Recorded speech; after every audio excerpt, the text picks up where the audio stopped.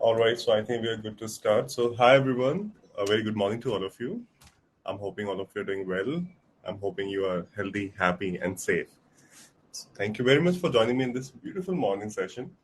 I welcome all of you in this DSC45 bootcamp. This is week 2, and today's session is titled Python's Crash Course Data Structures. Good morning, everyone.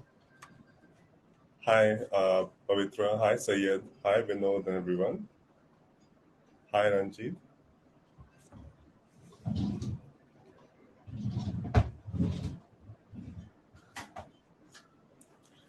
All right, beautiful guys. Thank you very much. Thank you.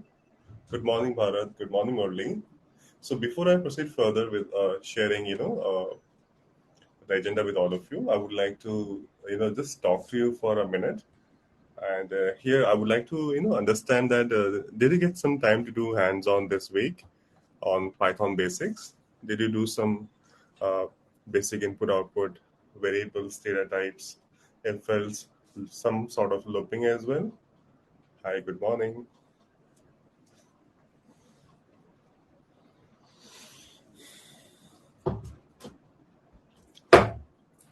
Did it? Okay. So you have created some sort of comfort zone in programming, right? So I'm hoping that you have done at least, 10 to 12 hours of coding this week. I'm assuming that. Bhavini, first try writing the code in Jupyter, Bhavini, and then copy paste it in the upgrade console. And many times, upgrade console checks if you have handled, conditions or not. These are called edge cases. So please check what is an edge case happening.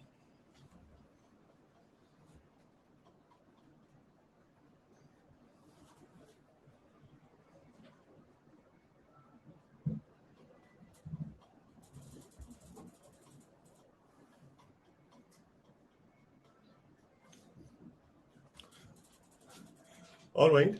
So in that case, I want you to take advantage of doubt session and screen share. It's because of edge cases. Bhavani, right? Edge cases are basically abnormal conditions. All right, guys. I think we can proceed with the session now. And today's session is Python data structures, and this is the most important session that one can attend, everyone. It's mandatory for all of you to understand the entire session, and whatever you're learning today, it will take around 4 to 5 days of continuous practice to uh, be comfortable with what you're learning today, everyone. So it's very important and mandatory, because what you're learning today is the foundation of data processing. All right, that is the foundation of data processing. So in today's session, you will learn Python data structures, types of data structures, list, tuple, set, and dictionary. So all these things you'll be learning today. Now trust me, 2.5 hours is very less for covering all these topics. But I'll still try to cover all the points. Now, I need your help in covering the agenda to the fullest satisfaction. So how you can help me? You can help me by posting the questions only when it is very important. You can help me by engaging me less in Q&A. So it has been observed, due to access Q&A, I find it difficult to deliver the content. Trust me, above all the questions, right, above all the additional questions, this is a high priority content. High priority. It's very critical. All right, and you must know and expertise on these topics. As I told you earlier, it will take 4 to 5 days of regular practice to create a comfort zone. Shakti Prasanna, I will cover loops if I get time today. If I don't get time today, Shakti Prasanna, I will definitely cover loops in my tomorrow's first half. Shakti Prasanna. All right, no worries. Okay. So guys, if you are new to programming, please do not do coding, just prepare notes, right? This is my strong recommendation to the participant. If you are new to coding, please do not do coding parallelly with me, just prepare notes and listen to me carefully, all right? So whatever I'm going to explain and deliver is a high priority content, high priority. Okay, so guys, I'm about to start with my session. Can I assume that I have your attention?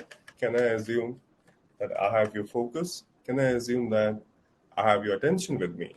Can I assume that you're completely, fully dedicated to the session?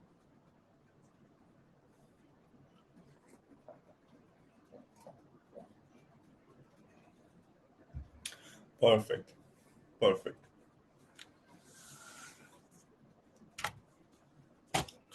Thank you, everyone. Thank you very much. Okay. Thank you, Anand. Thank you very much for sharing that. Okay. So first of all, let's start with the Python data structures.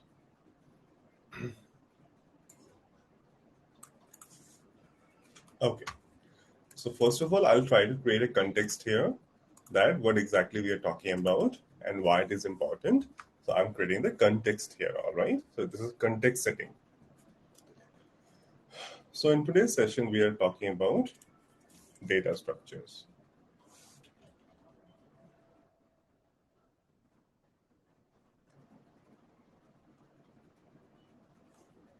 Now, before I talk about data structures, let's talk about the data first of all. So in my last week's session, I explained about data. You remember the various types of data, such as string data, such as integer data, such as float data, and Boolean data. So this was the picture of data which was portrayed by me to all of you, everyone. But there is a small problem with this data. I'll tell you what. This data that you can see here is very simple. This data that you can see here is very small. So this is a very simple and small data. When you work in the actual work environment or actual production environment, the data isn't simple, the data isn't small. So what I'm going to do here is I'm going to share a glimpse or a picture of how actual data looks like.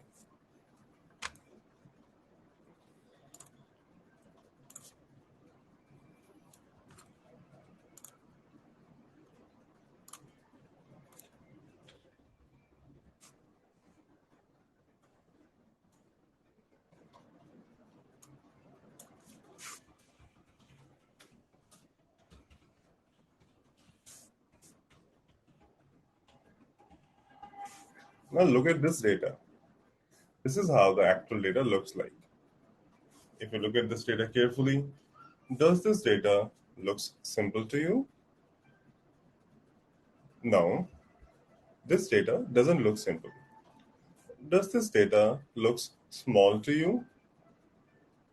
Not really. This data doesn't look small either.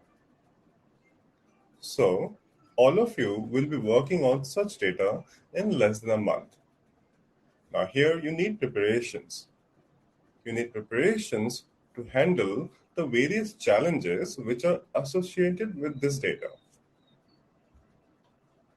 So let me explain what are the challenges which are associated with this kind of data.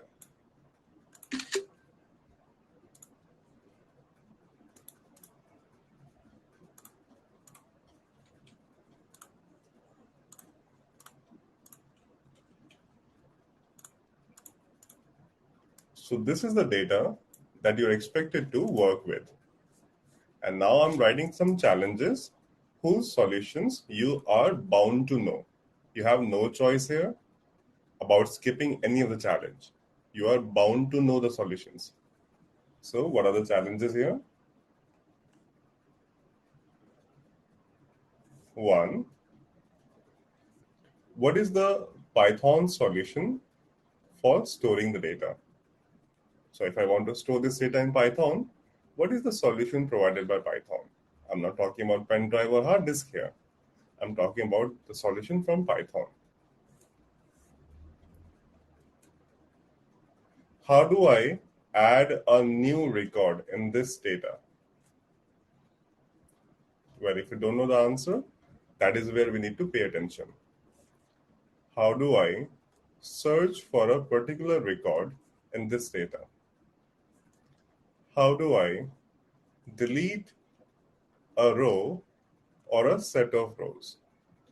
How do I update the data in an existing row? How do I sort the data in ascending or descending order? How do I access each row?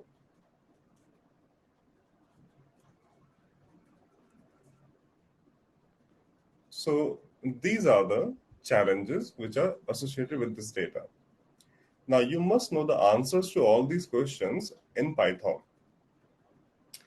So if you don't know the answer to all these questions, that basically means you are missing the fundamental data processing techniques.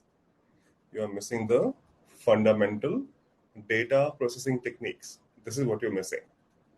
So as I said here, this is fundamental, means it's the foundation. So if you want to know the answers to all these questions, then here is the answer. Data structures.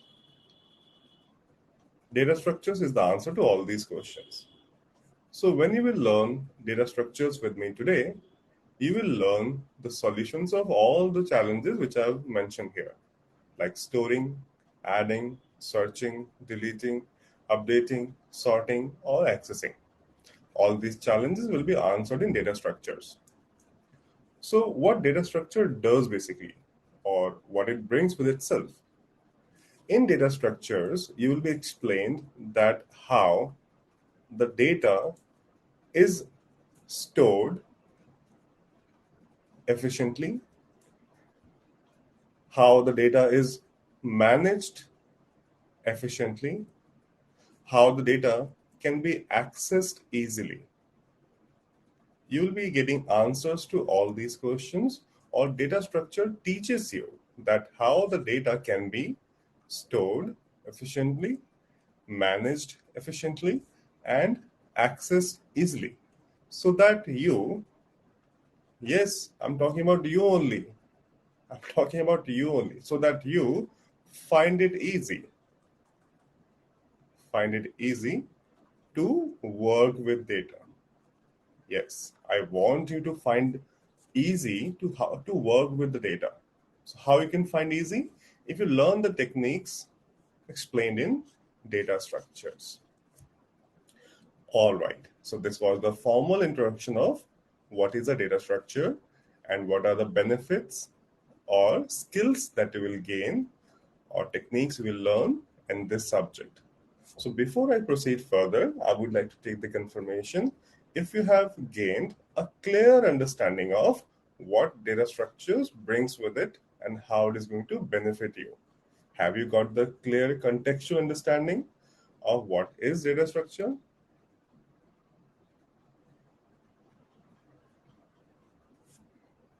Perfect.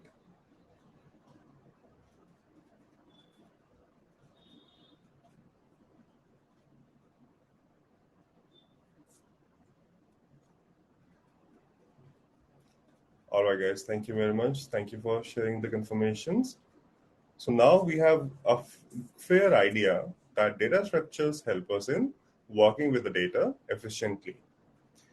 Now, let us talk about the types of data structures.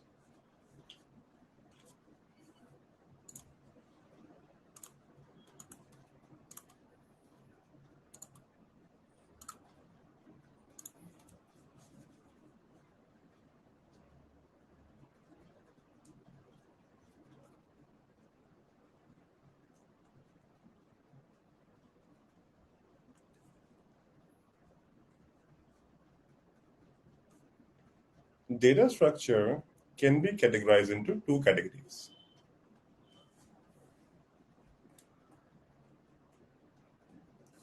The first category is called primitive types, and the second category is called non-primitive types.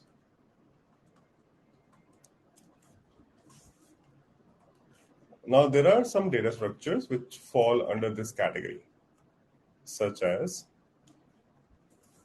primitive types are already known to all of us. Integers, strings, boolean, and float. These data structures are already known to all of us. It is just that we are giving a category title to all these types. So from today onwards, we can say that int, string, bool, float fall under which category? These types fall under primitive category. List, tuple, set, and dictionary. These types fall under non-primitive category. Today's session primarily focus on non-primitive types. So now we have some idea about what are the data types which fall under primitive category and what are the data types which fall under non-primitive category. Before I start the explanation of non-primitive types, let me give you a contextual understanding about when to use a primitive and when to use a non-primitive. Look at this example, everyone. Age equals to 21. Which type it is? It is integer type. If you observe carefully, what quantity of value this integer type is allowing me to store or manage? Is it single value or multiple values? Or individual values or one? What quantity of value this integer type is allowing me to store and manage? You're right, it's allowing me to store only single values. Now, if you observe carefully, any of the primitive type allows me to store and manage only one value. Am I correct? Any of the primitive type, you take the example, anyone, will allow me to store and manage only one value, individual value. But wait, this is not how the real world looks like. Look at the chat list, everyone. In chat list, I have many participants here of varying ages, like 27, 36, 24, 31, and 28. Here, I have multiple values, a lot of ages I have here. Right? There are many ages which I have here. So if you have an individual value,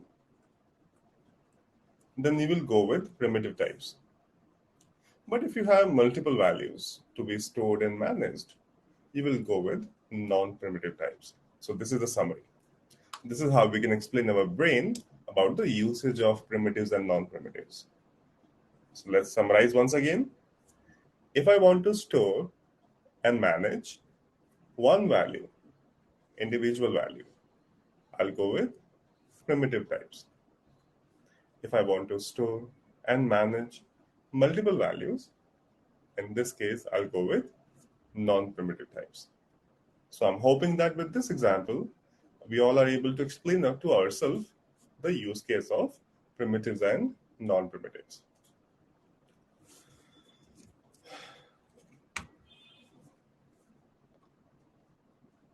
Thank you. Now I'm about to start a practical based detailed tour of all these types. Now I am about to start a practical based detailed tour of all the types, all the non-primitive types. In this detailed tour, you will understand the properties, characteristics, functionalities of list, tuple, set, and dictionary. Once I complete my detailed tour, you will have a clear understanding of what is a list, what is a tuple, what is a set, and what is a dictionary. You will also have a clear understanding of when to use a list, when to use a set, and a tuple, and a dictionary. So let us start with the practicals, everyone. And I'm hoping that I have your attention and you are preparing the notes. I'm repeating once again, if you're new to coding, please avoid parallel programming with me. Chaliye, let's proceed with the practical part here.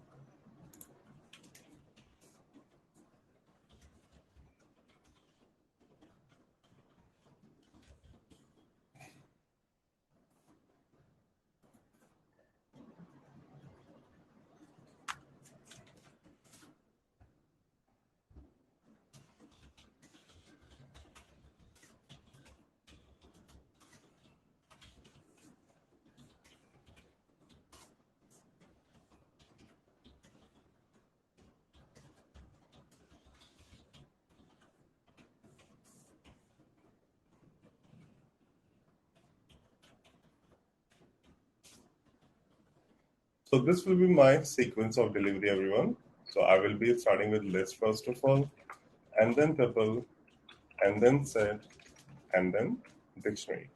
So this will be my sequence of delivery. First of all, let us start with a list.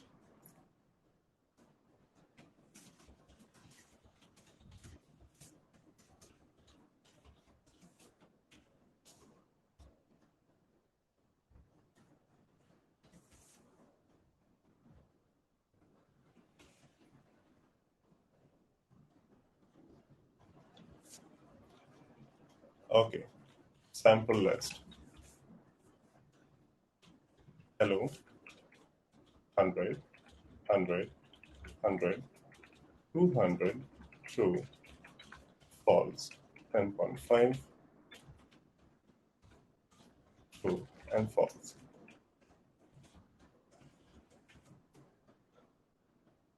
So what you are seeing here is a list. So because list is a non-primitive type, it will allow you to store and manage multiple values. You can see the clear example here. In this sample list, we have multiple values. Now there are a few things which you must remember and observe. I'm going to explicitly write it for you here. Did you observe? So this is the pattern that I'm following in this notebook. A list is represented or created using square brackets. Did you observe this point? Here are the square brackets.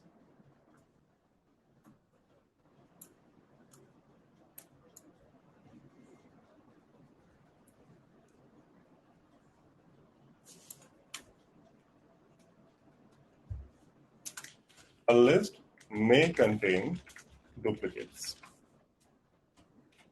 Did you observe? There is a possibility, and it is valid. It is okay to keep duplicates.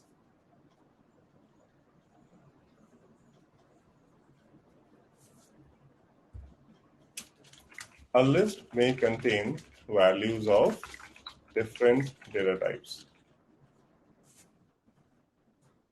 Did you observe? In a list, right, Rohit? In a list, we can keep or store values of different data types. So we can see here, we have string here, we have integers, we have booleans, we have a float here, and we have boolean once again. So a list can contain values of different data types.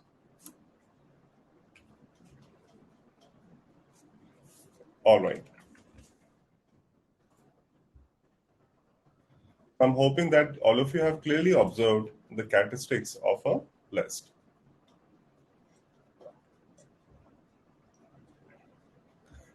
Now, let us try to understand list from the real world perspective, or so called industrial example.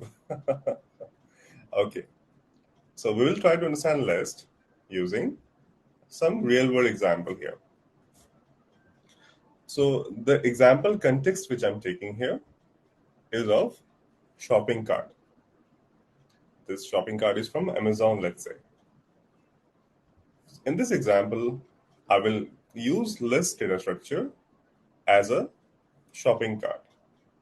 My list will represent shopping cart from the real world. In this example, you will see that what are the various operations we can perform with list. All right. Shopping cart.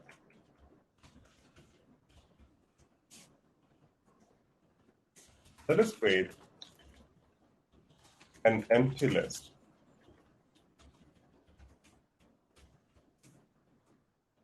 So I created an empty list here, and that is shopping cart.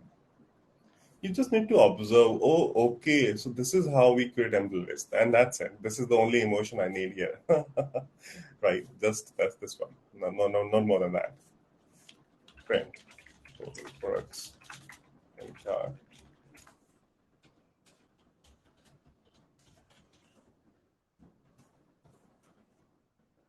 So did you observe which function I'm using here to find the count of elements present in list?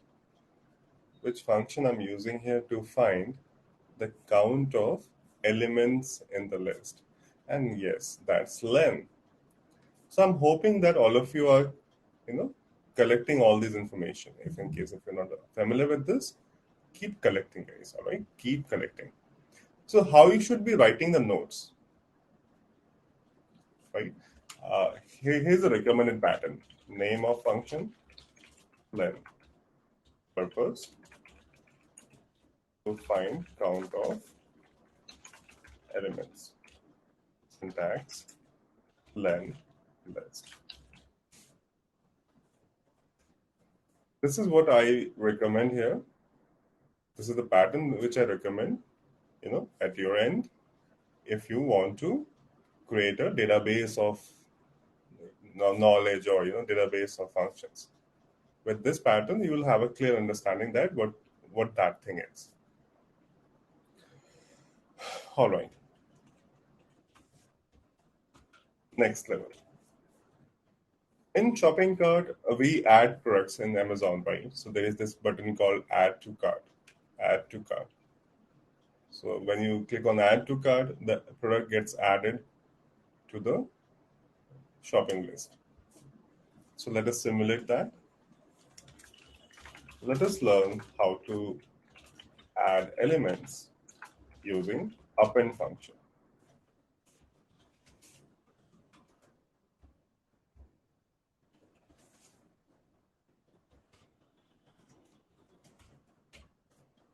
Shopping cart dot append right form. Shopping cart. So what I did here, I basically added an element in a list. So as per the real world, you can say that this is something like add to cart button, add to cart. So again, name of function, append, purpose, used to add element in a list, syntax, list.append value. Please promise me you are clearly observing, and you are clearly writing all these things, because trust me, in my past I have observed participants tend to forget all these things. I really don't know why, right? Participants tend to forget the delivery.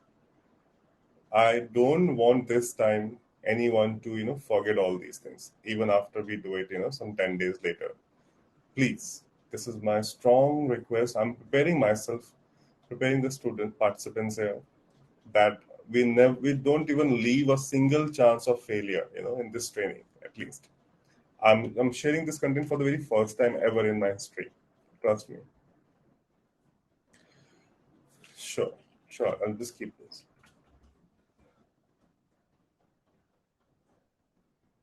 Ghanshyam, you have a question here. Why the output is in square brackets, right? Ghanshyam, you must remember that I clearly mentioned here our list is represented using square bracket. Ghanshyam, please everyone, please maintain the information. Please maintain the information. Let's do it one more time. Shopping cart dot append Harman Kardon. Shopping cart dot append lamp lamp. Shopping cart dot append airports. Shopping cart dot append. I'll simply say JBL speakers and shopping cart dot append MacBook Pro. Okay.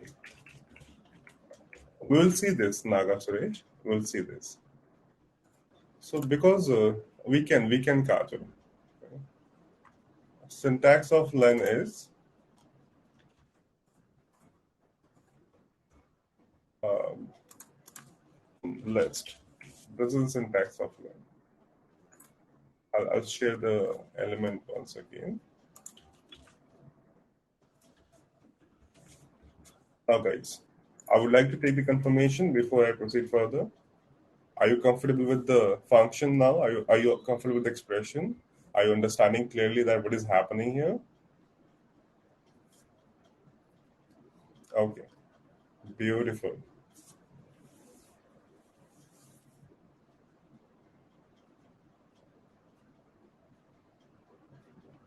Okay, thank you, everyone. Thank you very much. Now,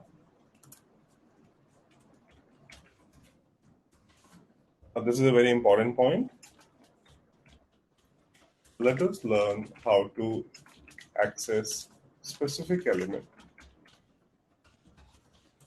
using index.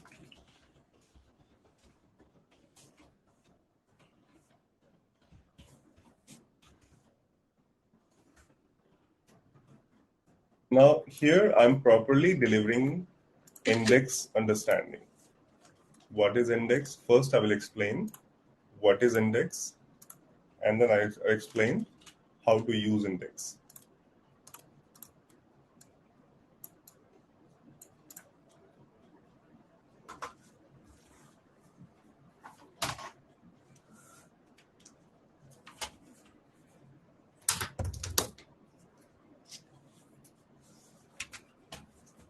Each element is given a imaginary number which starts from 0.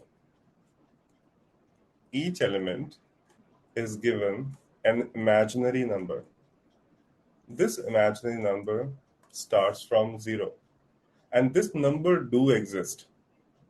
This number is called index. The rule that you must remember is index number always starts from 0. You can compare index number with, let's say, room numbers in hotels or hospitals, right? You can compare index numbers with room numbers in hotels or hospitals. This number always starts from 0. This is the point to be noted. This always starts from 0. What is the purpose of these numbers? What is the purpose of these indexes? Using these indexes, you can access or get a particular element. For that, the syntax is name of the list, square bracket, index position. So whatever index position you specify, you get the value at that index position. For example, if you say shopping cart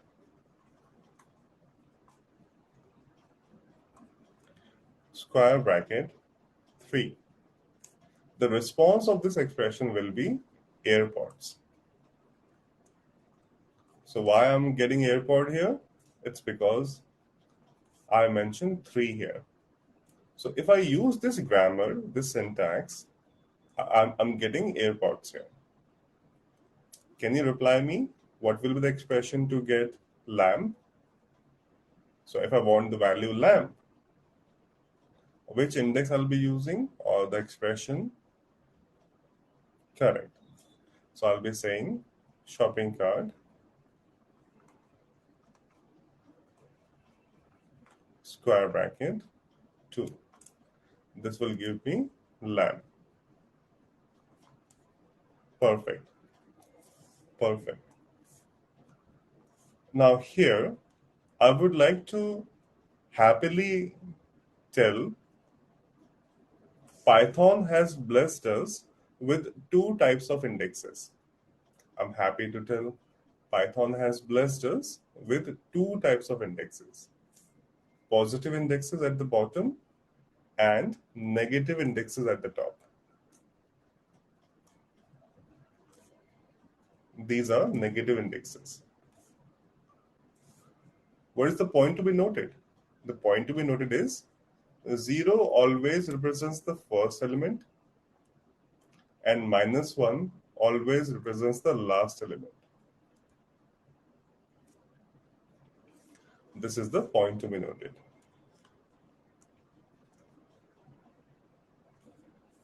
Zero represents the first element and -1 always represents the last element.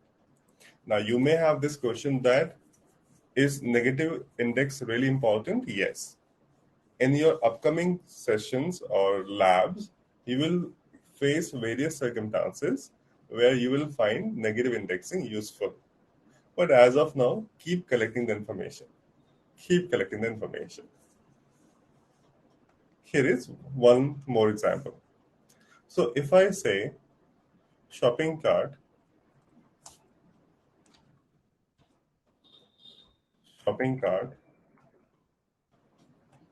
0, the answer will be iPhone.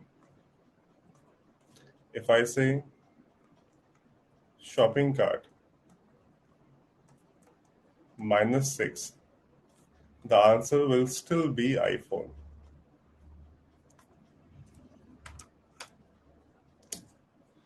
Now I'm going to pause myself here.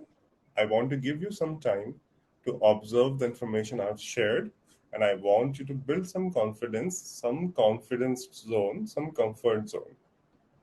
Once you have created the comfort zone, please acknowledge so that I can move to the next topic.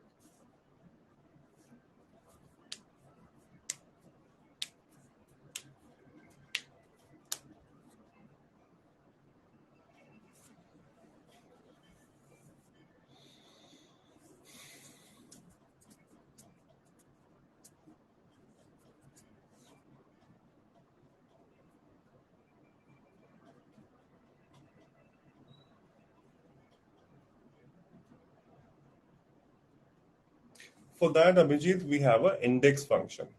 There is a function called index, which I'll show you in a minute.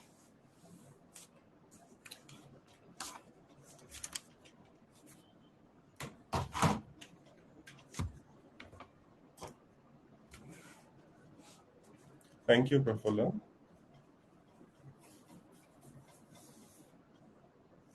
Thank you, Neeraj. Let's proceed then. So, error, Anand. Error.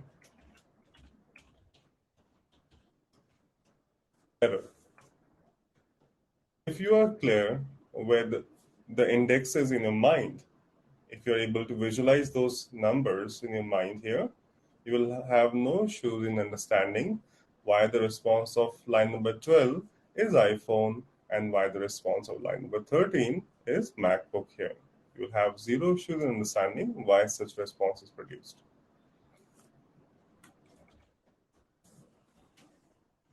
As for the question asked by Rabindranath and Bhavini here, I'm sharing one more function here called index.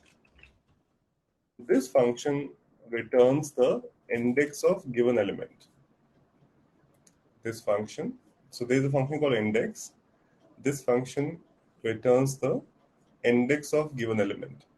So is it correct that the index of lamp is 2? Is this function returning the correct information? The index position of lamp is 2. First left. First occurrence from left.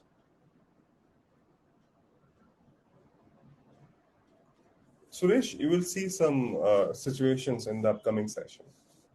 Suresh, you will see some situations where negative indexes are helpful.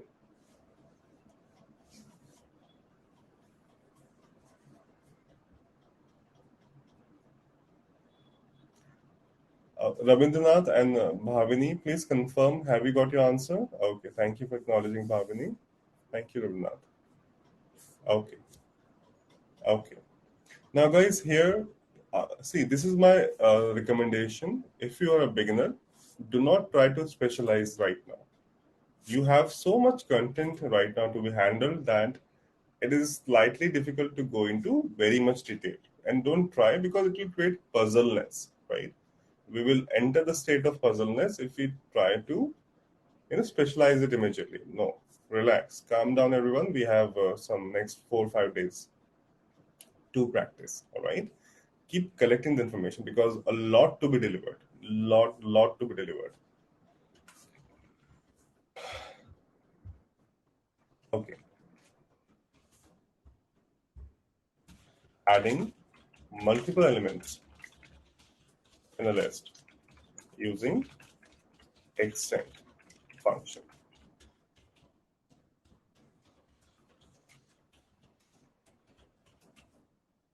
So in this example, you will see how to add multiple elements in a list in one go.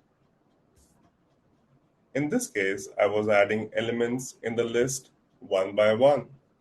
Many of you ask me, what if I want to do it in one line? We can do that. For that, the function that will be used is called extend here. Now let us compare this example with some real world example. So in Amazon, have you ever experienced such scenario when you try to buy a product? Amazon recommends you some combo offers. For example, if you're buying a smartphone, Amazon will recommend you, why don't you buy the combo? Like, if you're buying smartphone, buy the charger, the back cover, and the, charging cable maybe. Have you experienced combo offers in Amazon? Let's say if you're buying a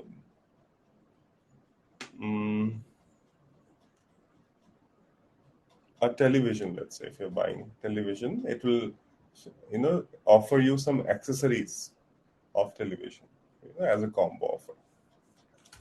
So here, right, Rajkumar, I created a new list here. As you can see here, I created a new list called combo offer. In this combo offer, I have got charger, I've got power bank, and one more element here. Okay, I can do this. Backpack.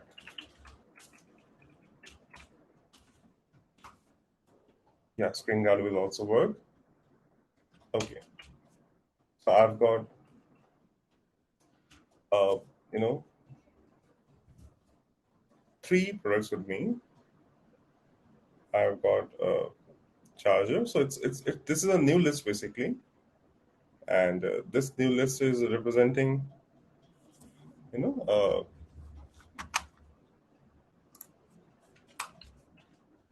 new products. Okay. Now here I want to add all these elements in my shopping cart. For that, I'm using shopping cart dot extend combo offer. So in line number 19, I'm using extend function and I'm passing combo offer there. So let us look at the changes in the shopping cart. So what changes are you are able to observe in the shopping cart after using extend?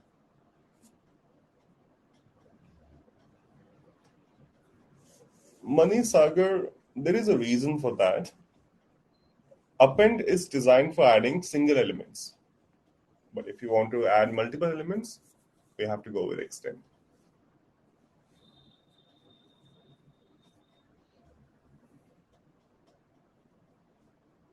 Correct, Bhavani.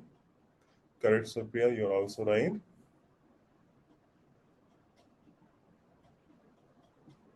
Thank you, Abhishek. So just to build your confidence, I'll just write some points here. So name of function, extend. Purpose, let us add multiple elements in a list. And what is the syntax here? List.extend as the new list here, everyone. Are you comfortable with the name, purpose, and syntax, guys? Are you comfortable? Name, purpose, and syntax.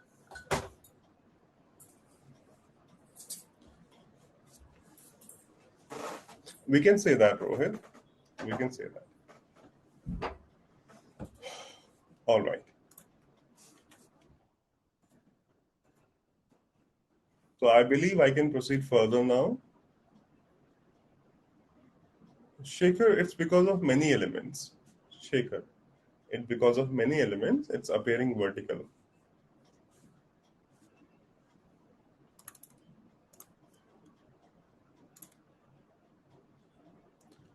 Okay, there is a question from Harshad Kumar.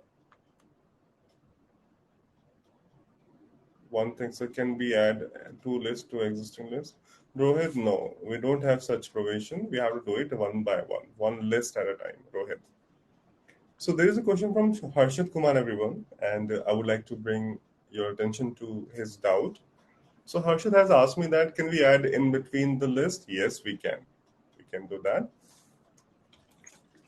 Adding elements at a desired position using insert function. So Python has a Python has a function called insert. Shopping cart dot insert. So I'm going to say ordinal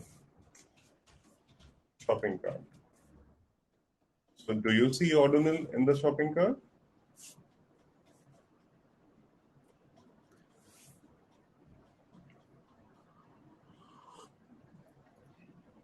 Now try to crack the syntax on your own, guys. Can you try it? What could be the possible syntax of insert function?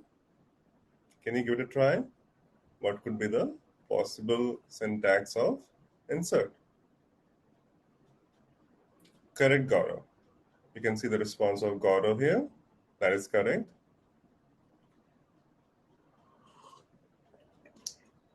Thank you, Anshika. You can see the response of Anshika Sharma, everyone. This is a very precise response she has shared. And you can see the response of Kumar Swami as well. Correct. Beautiful, guys. Beautiful. Beautiful. So, Harshad, I'm hoping you have got your answer. And please acknowledge if you're good to proceed further.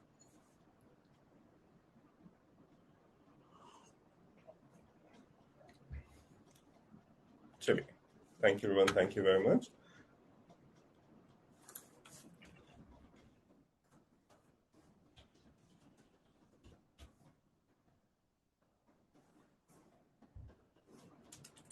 Thank you, Chitra.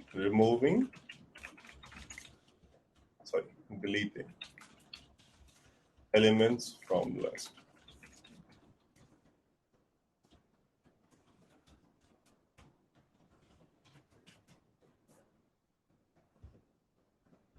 So in the previous exercises, thank you, Vikas. In the previous exercises, you learned how to create a list, how to access elements using indexes, how to add elements using append, insert, and extend. In this version, you will learn how we can delete the elements from the list. Now, there are various ways to do it.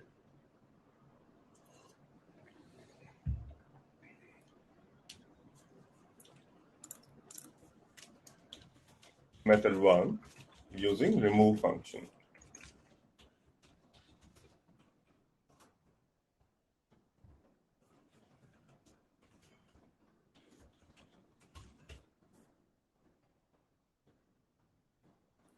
Shopping cart dot remove Herman Garden. Shopping cart. Do you see Herman Garden got removed? That element got deleted, right? You can see the Herman Garden here, which was after iPhone, and there is no Herman Garden here. Exactly. So what could be the possible syntax of remove function? Can you give it a try? What is the possible? Exactly. Very good, Anshika Sharma. Look at the response of Anshika Sharma, everyone.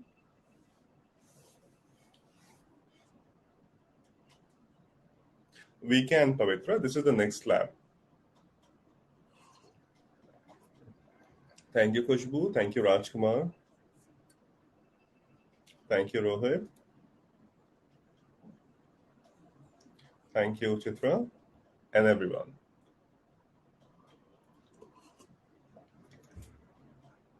So I just saw the remove function, which takes the value and deletes that element.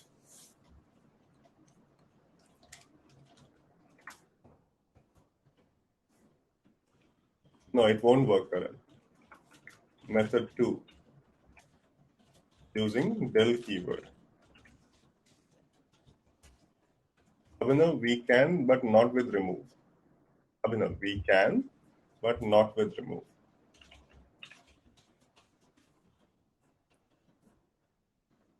Del keyword uses index to delete the element. Del keyword uses index to delete the element. Can you figure out? I just deleted which element here? Thank you, Nilesh.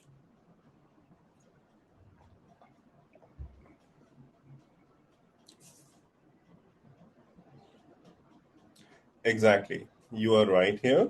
I deleted JBL speakers. So 0, 1, 2, 3, 4. Let's do it one more time. 0, 1, 2, 3, 4. Let's do it one more time. 0, 1, 2, 3, 4. 4. JBL gone. So you can see the response of participants here about the syntaxes. With Gagan's response, Bharat, Chitra, Neeraj, they all are sharing the correct responses. Vikas, you're right. It's exactly same. So can I assume that participants are clear with the differences in remove and del, how they are used differently? One uses value and other one uses indexes.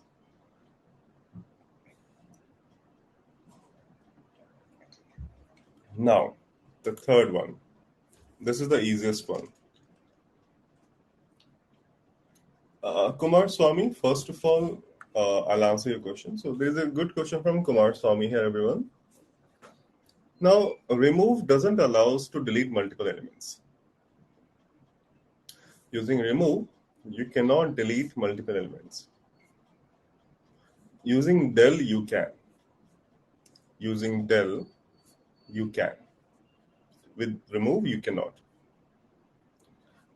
Now, the second part of the question is that, can I remove multiple duplicates? No.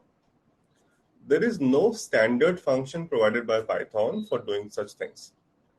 Here, Python says, use your logics to do this. There is no standard function for removing the duplicates.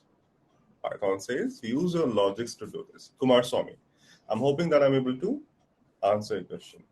Chali. Thank you. Let's move on to the next part. This is the easiest one, method 3.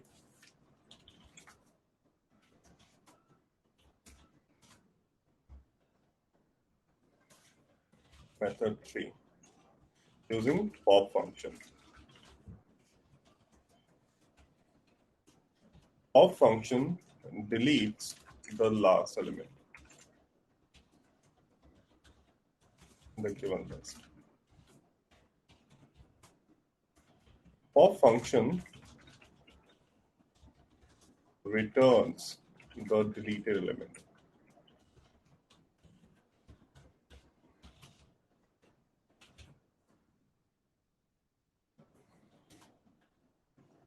Both remove and del do not return deleted element. Pop does.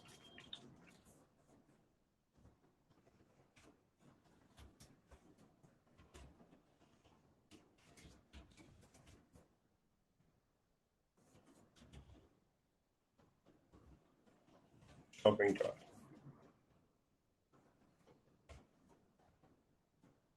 We can say that, Abhinav. We can say that.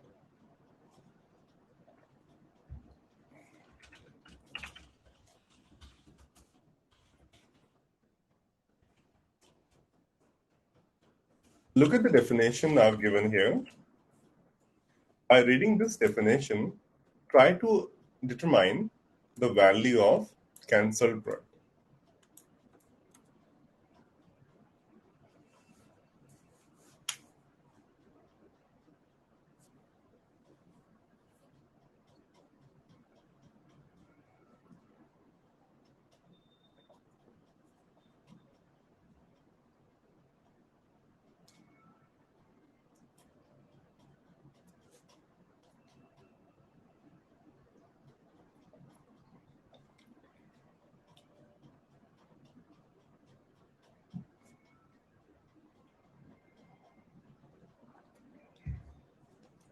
See, all of you are correct. Pop function deletes the last element in the given list. You are right. So the last element here is backpack. The value which will be returned by pop will be backpack here. Now, please try to understand. Everyone, please try to understand. You cannot create a variable and capture the response in case of remove and del. I mean, you cannot do this.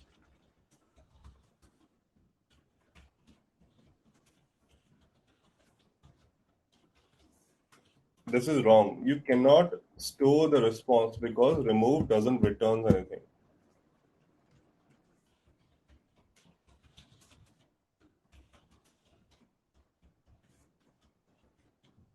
How convenient it is, to access the last element. You cannot do this. Why you cannot do this? Because both remove and del don't return. Pop returns. So you can capture the deleted value in a variable. You can name it whatever you want. But you cannot do the same in remove and del. Are you getting, guys, this second point? I'm trying to explain what does return means. What does return means? Manish, return means it gives you, right? It gives you the data. Okay, I'll give an example here, Manish. Chitra and Manish and everyone. I'll give an example here. Yeah, first I'll show the output. You just cancel.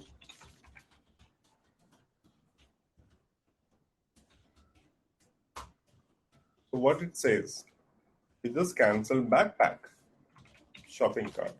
Is backpack gone? Pop deleted the last element.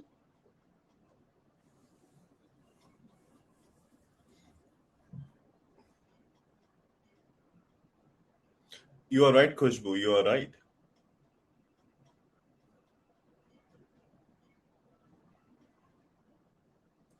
Now here, let us try to compare pop with the real world example.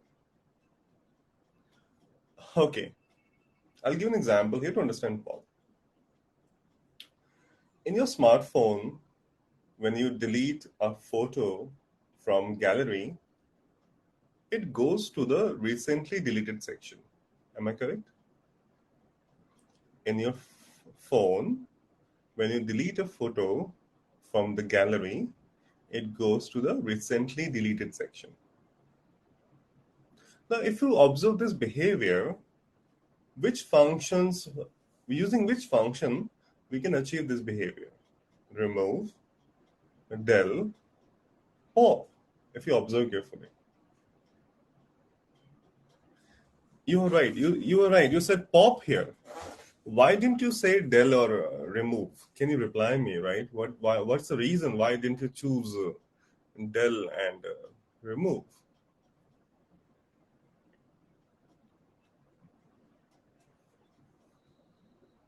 Sure, Bhavani, I'll show you.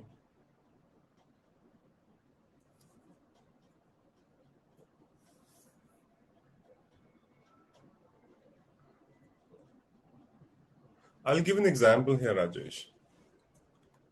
See, look at this example. Bhavani, please look at this example. Gallery, Ollie, Masuri. Mm, okay, I can do this. Monday. Yeah, I'm repeating once again, actually. And we have, let's say, uh, okay, I can do this. I can do this. Chamba. Okay, thank you. Thank you. Okay, so I've got a list here called gallery. Okay, I've got a list here called gallery. So I'm deleting the last photo from the gallery. So which photo I deleted? Chamba, right? I deleted Chamba. Yeah. So why it is only Chamba? Because pop deletes the last element. Remember, pop deletes the last element. Guys, are you getting it? Pop deletes the last element, that is Chamba, right? Now, is Chamba available in gallery? No, Chamba is not there in the gallery, right? Okay. Can I restore Chamba to gallery? I can. Can I restore Chamba to gallery? I can. How I can restore Chamba to gallery? Gallery.append deleted. Is Chamba restored? Now take a look at the example once again. Here we just you know try to mimic the gallery feature in smartphone. Here we just try to mimic that gallery feature in the smartphone.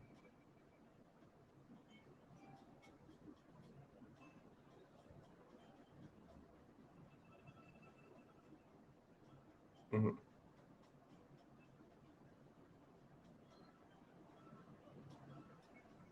Abhishek, there's a question from Abhishek here, right? Okay, very good, Amit Yadav. It's not necessary that we can delete last element. We can delete by indexes also. How about this one, Abhishek? So which photo I deleted, using pop? Masuri, obviously, Masuri.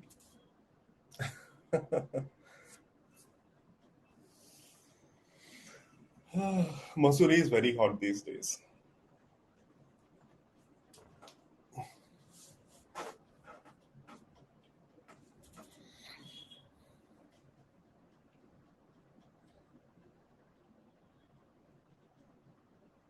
So, guys, I'm waiting for the acknowledgements if we all are comfortable with pop.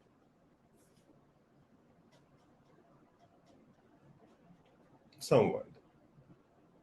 We can, Rajkumar. We can. We In pop we can pass the indexes also. Pop works with indexes. But if we don't pass the indexes, um, the last one is the default. -1 is the default. Right, Akhila. Thank you, Vikas.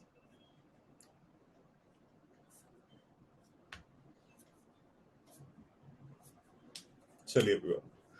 So can I proceed further? Can I?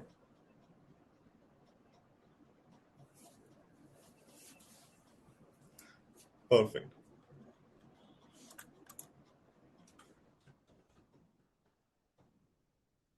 Arun, please complete your sentence.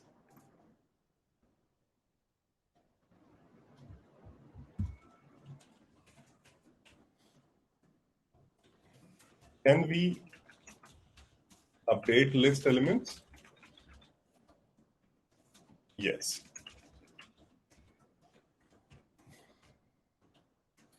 Arun, there is no particular function for that.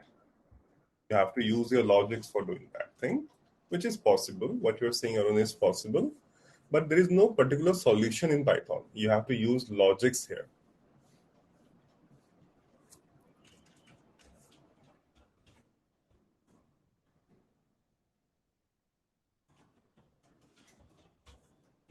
So can you figure out which element got replaced with what value here? Or which element I just updated? Exactly. I updated lamp with bulb. And here is a confirmation. Let's see exactly how it worked. So the index position is 2 here. 0, 1, 2.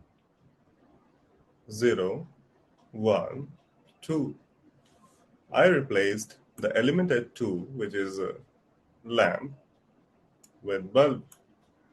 Yes, Suresh, we can say replace or update.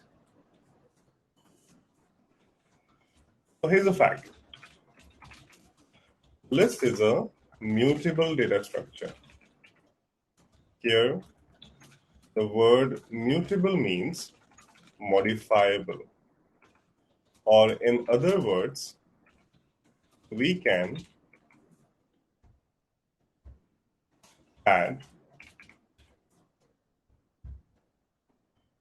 remove, update, sort elements in a list.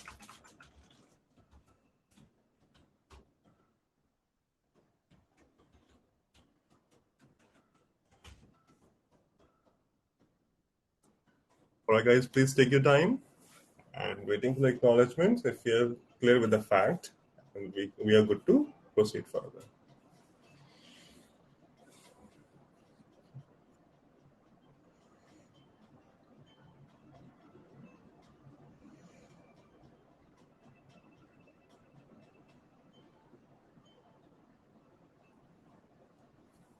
Perfect.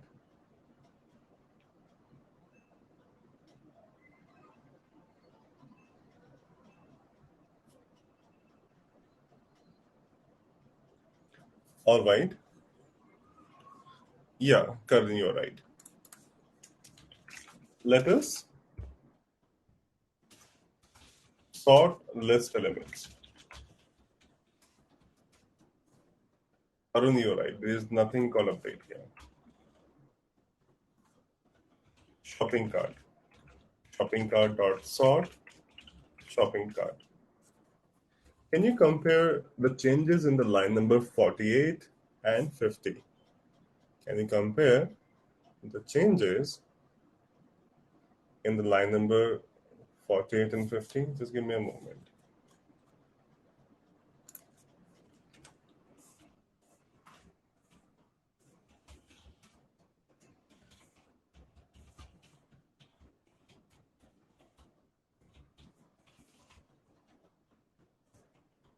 Just to avoid confusion.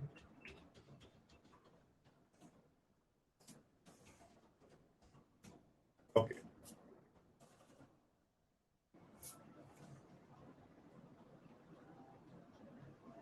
Rajesh, it will not delete element, it will replace element with empty. Yeah, it is alphabetical. It is alphabetical. Now, here is the point to be noted, guys. Did you observe that the use of sort, look at the use of sort here. Did I print the expression? No. In I'm talking about line number 53. I'm talking about line number 53. Did I print this expression? No. Don't print it. If I'm not printing it, you are not supposed to print it. Did I print it? No. Did I store the response in a new variable? No. So please learn how to use the sort function. So, many times, habitually we try to print everything. Not really. You don't need to print sort one here. So sort is called standalone like this. All right. We don't print it. We don't store it in a new variable. No. Sort manipulates the shopping cart and we don't need to print it. All right. Okay. So that is it, everyone. So please confirm if you have understood the sorting part here.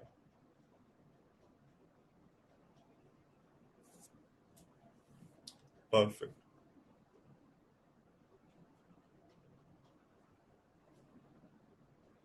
Now this brings me to the next data structure now. It does work, Manish. This is the order, Manish.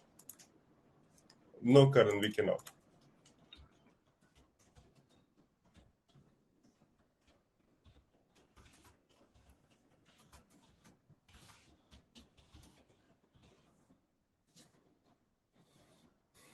Manish, I hope you got your answer.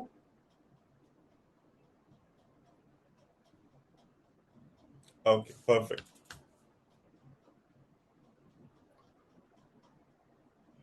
Sorted returns a new object, Gaurav. Right? Gaurav, can you ask me this question tomorrow? Because tomorrow I have some space, for additional questions.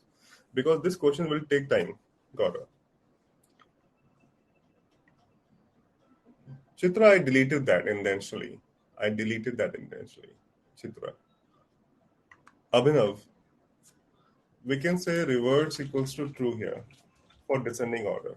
Abhinav, like this. This is the answer, Abhinav, for descending order. Amit, we can do that. We can definitely do that. But the expression is slightly complex for beginners, Amit.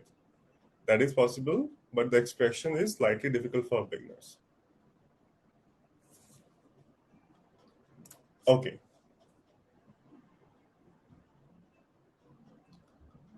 Because I appreciate your question here, but my content doesn't allows me to take additional questions like this. And this question particularly suits the doubt sessions, Vikas. So I request you. Yeah, you can use post on forum also, but there are doubt sessions. I hope the doubt sessions are being conducted for all of you guys.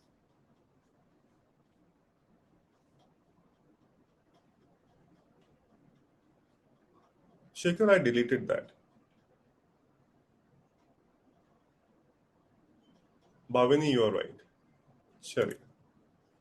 Take everyone. All good. Let's move on to the next data structure, tuple.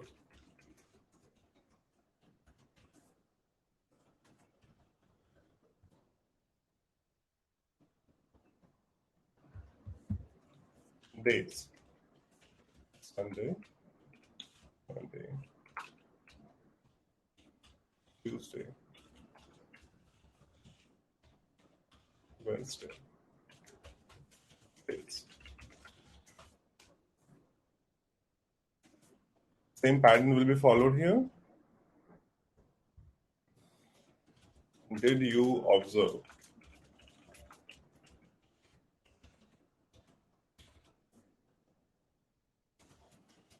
A tuple is represented using simple bracket.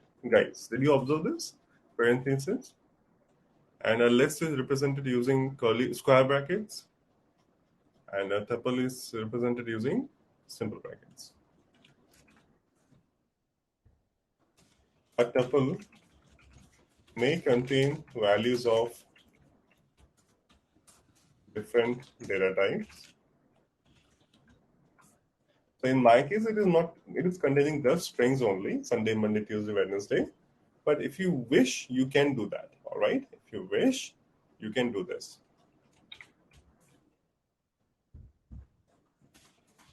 The tuple may contain duplicates too. In my case, there are no duplicates, but if you wish, you can keep duplicates. All right? If you wish, you can keep duplicates. A tuple is known for its read-only nature or immutable.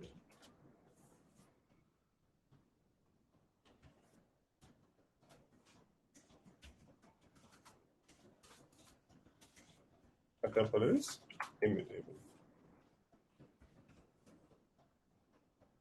So here I'm going to talk about the fourth point here.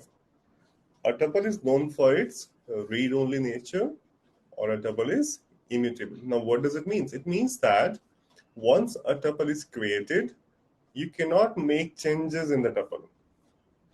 For example, we have days here and day 0 is Sunday, right? I think you should be comfortable with this, right?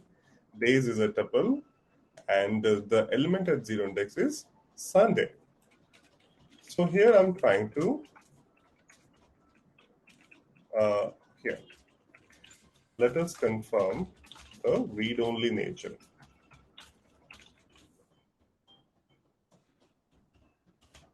Sunday. So here I'm trying to replace Sunday with fun day. This should not be possible because we are told that tuple is read-only. All right, so here's the error here. Now, what does this error means? This error means I'm not able to update the element Sunday to fun day. Why is it so? Because it's a tuple. Tuple doesn't allow changes, which means once a tuple is created, new element cannot be added.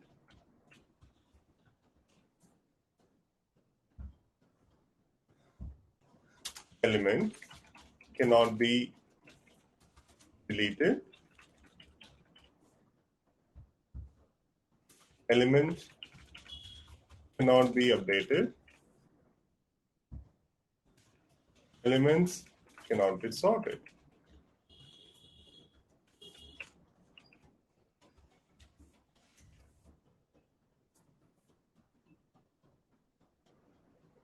Okay, so there's a question from Suresh here. So I'm going to answer this. We will use tuples in cases, in situations when we don't want any information to be altered or manipulated as per the real world. As per the real world, any information which isn't supposed to be manipulated or altered will be stored in a tuple. So, what could be the possible information which we don't want to get altered or manipulated? Let me think of it.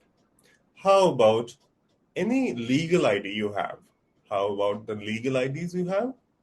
Like Aadhaar card? Do you want Aadhaar card data to be altered by anyone? Not really. We don't want Aadhaar card data to be altered. What about passport number, PAN card, voter ID card, your driving license number? What about your bank account number? Do you want all these information to be manipulated by someone? No. I don't want any information to be altered or manipulated by anyone because this is going to affect my identity. So in this case, we'll use tuples. All right, guys. Now, before I proceed further, for a quick break here, I would like to see in tuples we cannot do the labs, much labs like list. One example. So it's like this, Sayyid. This is not a you can say this is not a you can say extreme industry solution, right? This is a very infant level solution, right? And no changes now. We cannot do any changes in passport numbers, Sayyid. So this is basically can say infant level solution. We have to convert a tuple to a list, Rajkumar. We have to convert tuple to a list here. Actually, I'll do one thing here. I'll share an example. Syed, this is especially for you. Syed, I'll share an example here.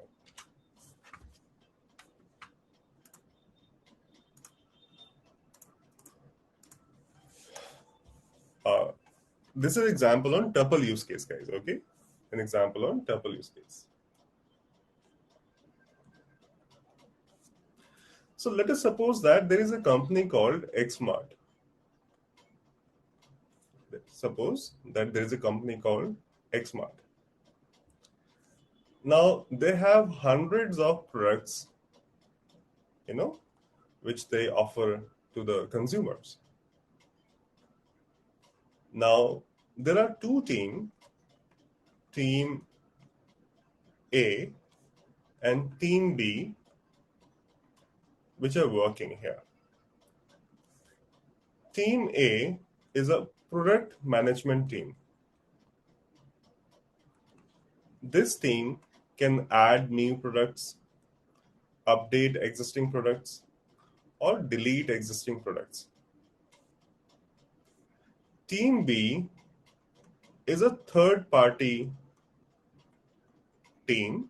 It's not, on roll of Xmart. It's a third party team which are only responsible for product marketing or product promotions. All right. They are only responsible for product marketing and product promotion. Team A is product management team. They are responsible for adding new products. And this is for only marketing.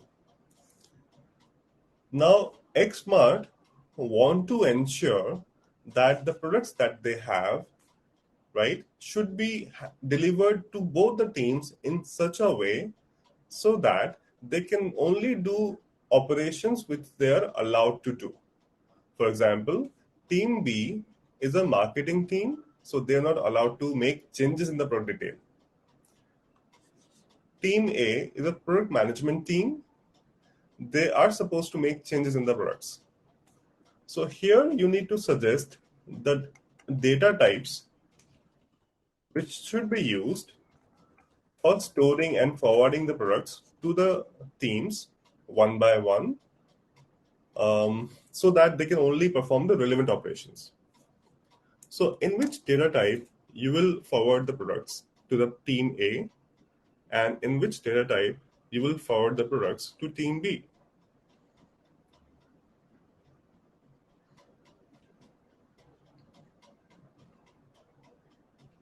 And I agree with Kajal and Neeraj here. Team A will get the products in a list form, and Team B will get the products in the tuple form. But here, I would like to take the reasoning from the participants here. Why did you choose A as list, and why did you choose B as tuple? Any reasoning here?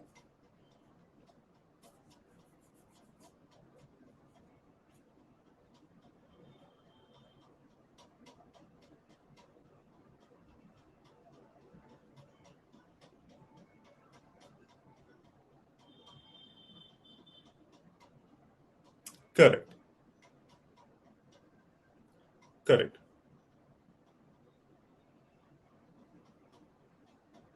Correct. Exactly. Because Team B, which is a marketing team, isn't having any rights to modify the details. They're only supposed to display the details or just market the products. So for this, Team B gets products in the tuple form, and the Team A, which is a product management team, they are supposed to make changes in the product. Hence, they will get the products in the list form here. So this was the contextual understanding of the use cases of tuples and lists here, everyone. Before I proceed further for a quick break, would like to take the strong confirmation if you're able to create a difference in the usage of list versus tuple, everyone.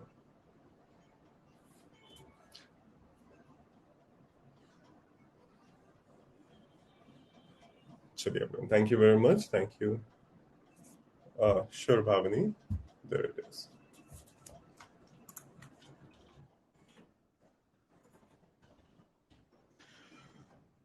All right, guys. So here are the post-break topics. You're right, Karan.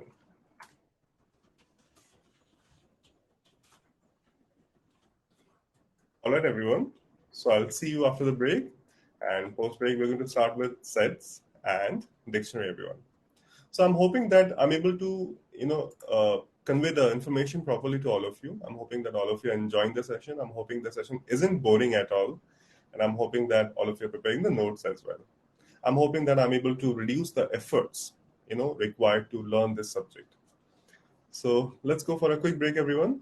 I request all of you to please refresh yourself and re-energize. All right.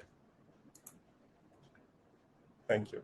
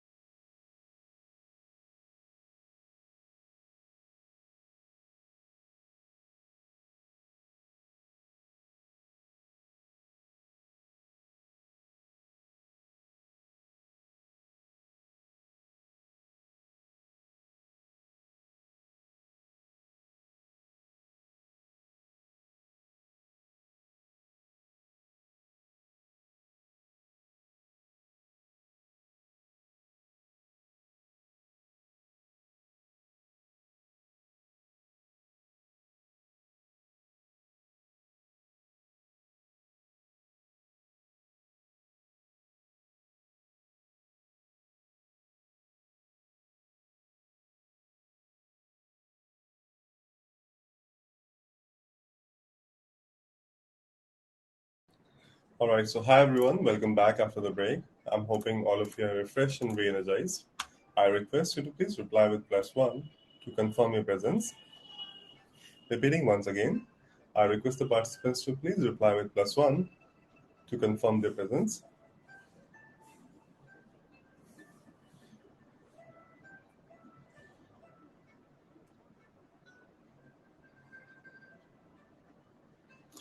All right, guys, I'm thankful to all of you for sharing your responses in the chat section. Let us resume with the session. So, before the session, we were talking about introduction to Python data structures, types of data structures, list, characteristics and functions, tuple, characteristics, and various expressions. Now, the next topic that we are starting with is sets or set in Python.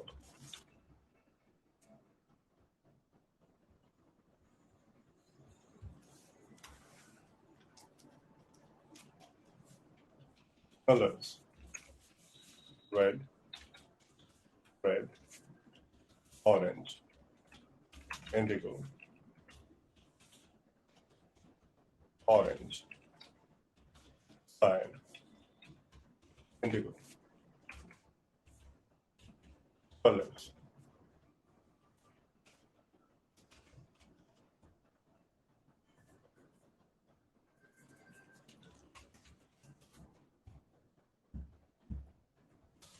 Did you observe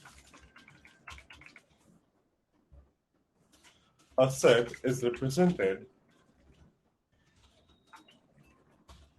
using curly brackets? Did you observe this? A set is represented using curly bracket. Set do not allow duplicates.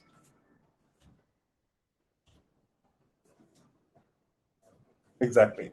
Set will always contain distinct elements, guys. It will always contain unique elements and it never ever allows duplicates.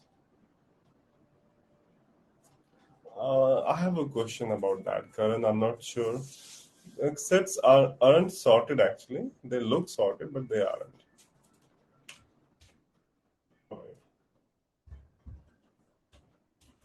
Sets are unordered.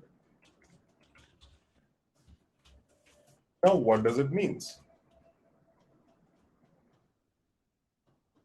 Sets are unordered.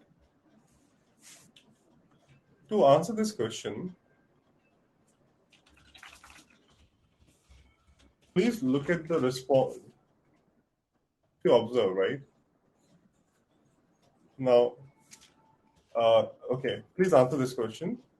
Does the sequence of elements at line number 66, 67, 68 matches?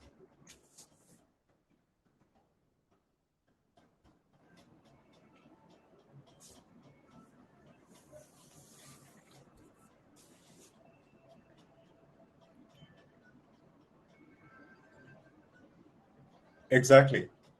You are right. Let us observe the sequence of elements. Red, orange, indigo, cyan, indigo, orange, indigo, orange, cyan. So if you observe carefully, the position of elements isn't fixed. I'll give you one more example here. Colors. Colors dot add teal. So did you observe at which position the teal color got added? Last. You are right. The teal color got added at the last. Colors dot add maroon. Is it last every time? Not really, exactly. It is not last. Do you see different element at index 2 in line number 71 and 73.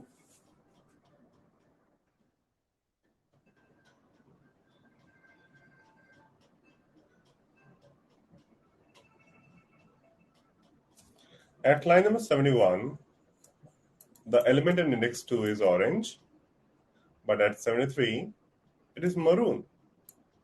So, so is it guaranteed that every time we'll get the same element at the same index in sets? Is it guaranteed that every time we'll get the same element at the same index? No, it's not guaranteed. This is called unordered. Due to unordered nature of set, indexing isn't supported. What does it mean? Hashing, Anand. The answer is hashing. What does it mean? It means that in sets, you cannot use indexes. In list, you can use indexes. In tuple, you can use indexes. But in sets, you cannot. Why? Because sets are unordered. Sets are unordered. There is no fixed position of element. All right. Before I proceed further, please confirm, have you understood what does unordered means and why indexing isn't supported?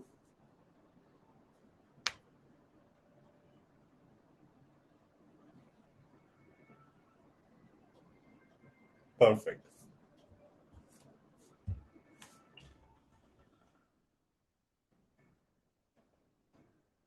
Amit, because of the internal construction, actually, if you don't want unordered nature, you can try frozen set, Amit.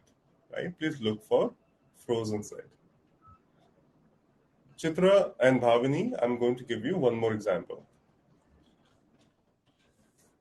I'll share the notebook, Bhavini. Right? I'll share the notebook, complete notebook. Colors. Colors dot add hot pink. Colors. See, when I added hot pink, it got added at the second position.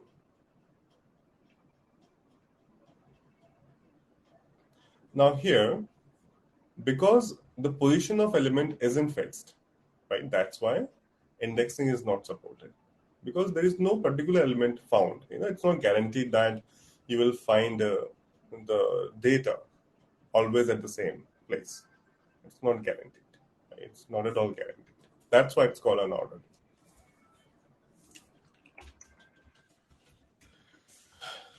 Did you know it is adding in alphabetical order? It does looks like sorting, Ghansham, Rajesh, and everyone. But trust me, in my experience, I have faced many situations where the data wasn't sorted. So ideally, it is not guaranteed that it will be sorted, but it does look sorted. But it's not guaranteed. That's what I'm trying to say, Ghansham and Rajesh. It is not a guarantee that it will always be sorted. Everyone.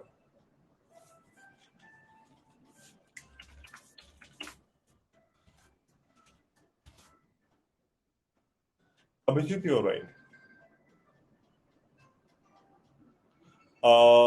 Let me complete this, Rajkumar. I'll try to add this example.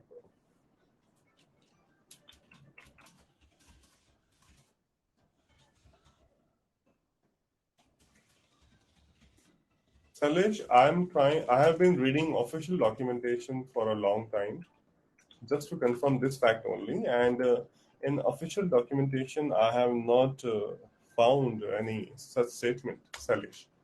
So I'm not referring. See, I do not refer to random internet articles when I want to confirm anything. I always refer to the official documentation, Salish.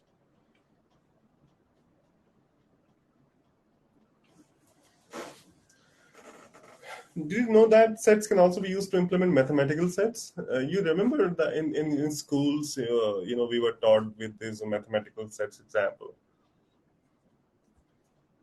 Uh huh. Uh huh. Uh huh. Okay. Yeah, exactly, Kumar. So union differences, intersection, symmetry differences.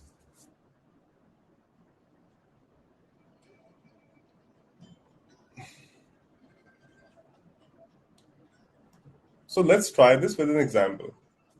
Let's try this with an example. So it's a set of Badai Ho movie. Sharma's guest.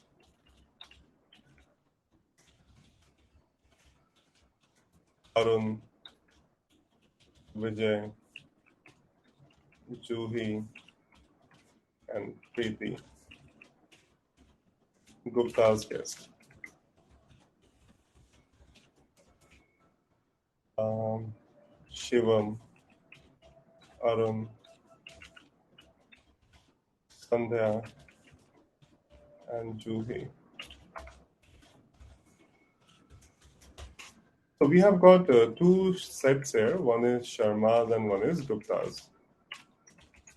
Let us find the common guest from both the families. That is intersection. Sharma's dot Gupta's dot intersection Gupta's. Is it correct that Arun and Juhi are the common guests from both the families? Is it correct? So what does intersection returns? Intersection returns the common element. Can we revise this? Bhavani and everyone, can we revise this?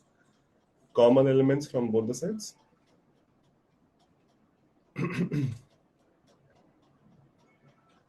Thank you, Priyanka. Thank you.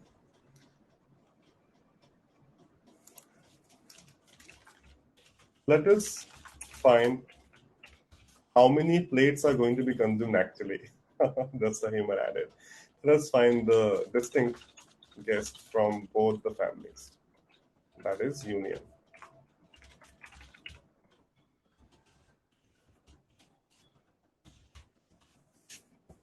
Is it correct that these all are distinct guests from both the families?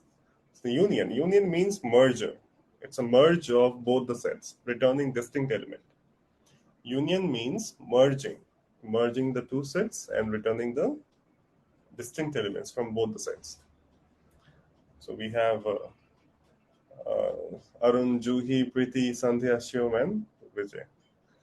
Right, Rohit. That's right. Let us find Sharma's guest only. That is difference.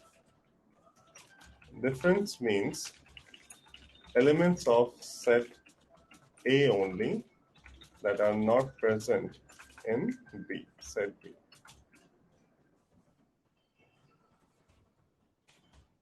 So is it correct? We can, Rajesh, we can.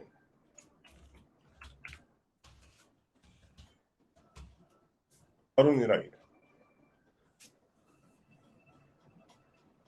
So is it correct that from Sharma's family, Preeti and Vijay are the one who belong to Sharma's only?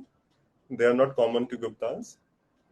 From Sharma's family, Preeti and Vijay are the guests who belong to Sharma's only, and they are not having any, common friends with Gupta's. They are not common friends with Gupta's.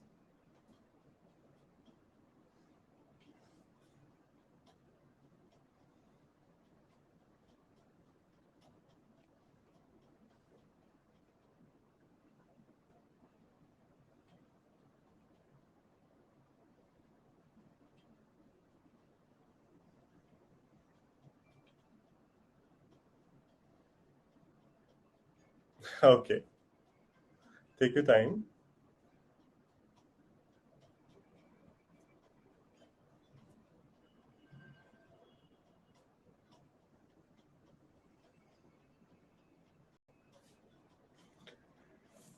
All right, Sharma's. Okay, this is for you, right? This is for you. Sharma's dot symmetric difference Gupta's. Can you figure out what exactly symmetric difference possibly could be? Karan.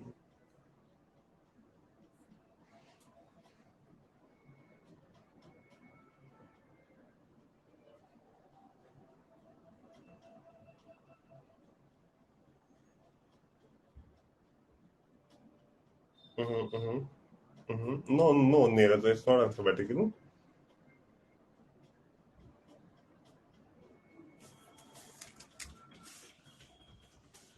Does it look like we have uncommon guests from both the families?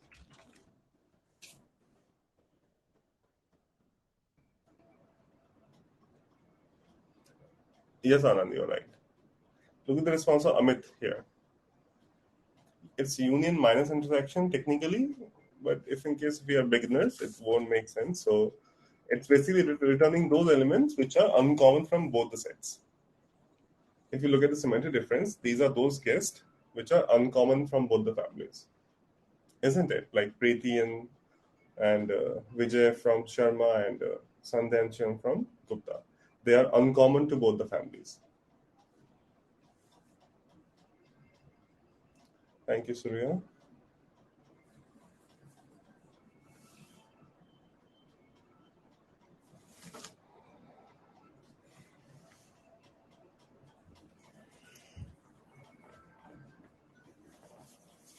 See, guys, it will take 4 to 5 days of practice. It's an awareness program right now. Okay, this doesn't see till now. If you think that you know list sets and tuples, not really. If you're a beginner, please do not assume that you know list set and tuples. No, no, no, you don't. You need to practice it hard and use it across hundreds of situations. Then only we can say that we know these data structures. Knowing all these things doesn't mean you know it, right? Everyone, it's just a beginning. So please do not assume that we are good or we are done. No, no, we are not done. It will take 4 to 5 days of rigorous practice, everyone, right? 4 to 5 days of rigorous practice. Usage of these data structures across various situations. All right. And the last one, dictionary.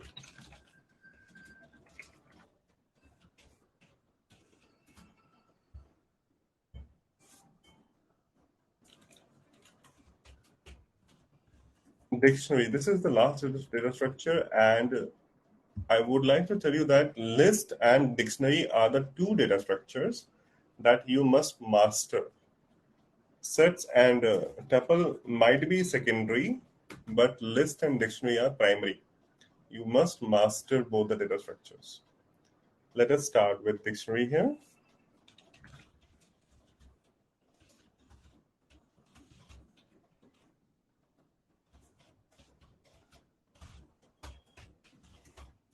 So what you are seeing in front of you at line number 90 is a dictionary. It's a dictionary here. Dictionary follows key and value format. Exactly, you are right, Karan. Key and value format. Here's the syntax. Curly brackets, key, colon, value, comma, key, colon, value, comma, key, colon, value, comma. You can add any number of pairs.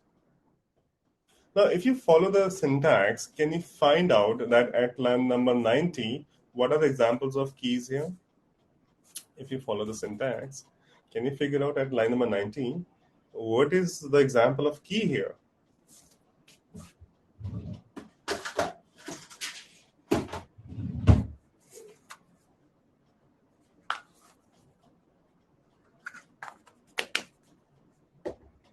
You are right. EN and HI. And the examples of values are English and Hindi. Now, before I proceed further, telling you more about dictionaries, guys, before I proceed further, telling you more about dictionary, I would like to explain you that how the dictionary is used in the real world. Okay? So that we can create a sense of importance here. A sense of importance.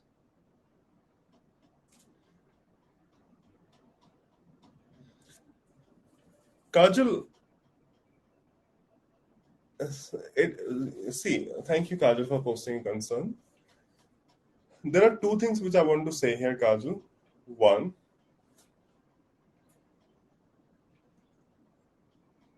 if you are new to programming, Kajal, do not expect yourself to be a performer for at least 2 to 3 weeks.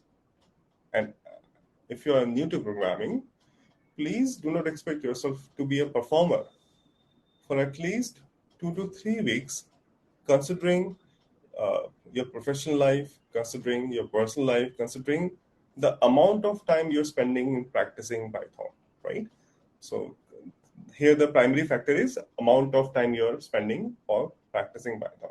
So if you're new to programming and you're spending, let's say, maybe 2 hours a day, please do not expect yourself to be a performer for at least 2 to 3 weeks. That is the first thing. Second thing, upgrade questions are of intermediate level. Most of the questions. Most of the questions are of intermediate levels. So you must first practice those content which is a prerequisite for solving those questions. And in tomorrow's session, Kajal and everyone, I will explain the mantra of how to practice, how you can learn more in less time. So that mantra will be shared by me tomorrow, everyone, at the end of the session tomorrow. And I'll explain exactly how to do this. All right. So please be in touch if in case if it slips out of my mind, you can please help me recall this one. All right. I'll share this tomorrow. So I was talking about okay, there were some questions. Yeah, Manish, I'm going to answer this right in a moment.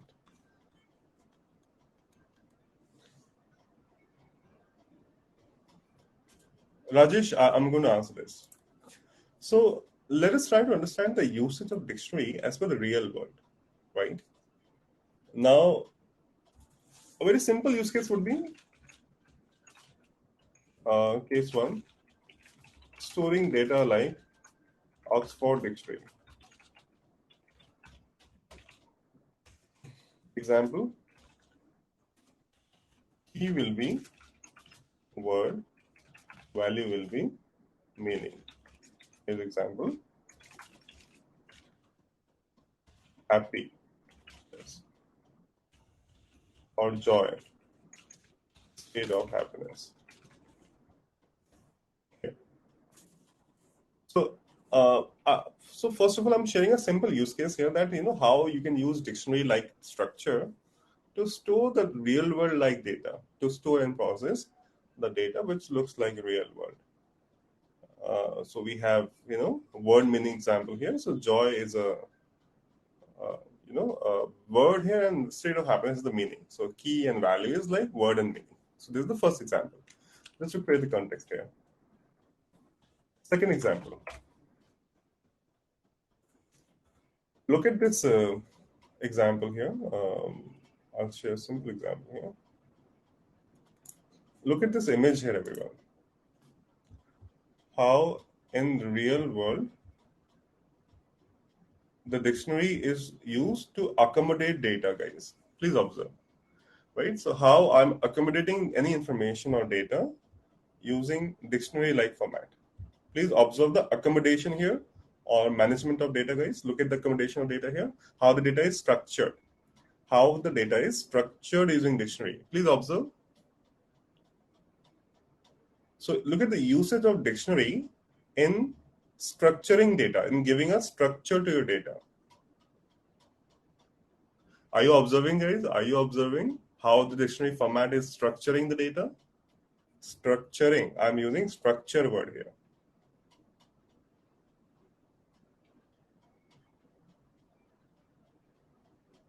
Okay. So I'm hoping that this second example creates a good context of how dictionary is used. I'll give you one more example here, right? This is the third example which I'm going to give you.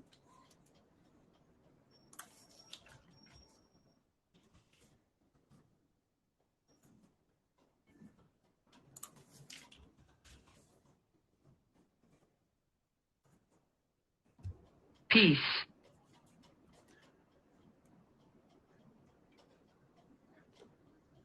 Correct, Gaurav, you're right. Now look at this example here. We have a word here and we have synonyms here, right? We have word and we have synonyms, right? Now, see how I'm using dictionary to store this data.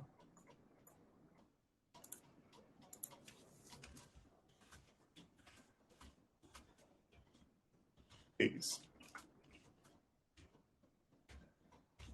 chunk, bit, fragment, item, portion. Here key is word and value is list of synonyms. Look at the usage of dictionary here, how the data that you are seeing on the website can be structured or managed in Python perspective. From the Python perspective, how you can manage this data, how you can store and manage this data, guys. So guys, are you getting a very good hold over the usage of dictionary as per the real world? Are you getting the hold over the usage of dictionary?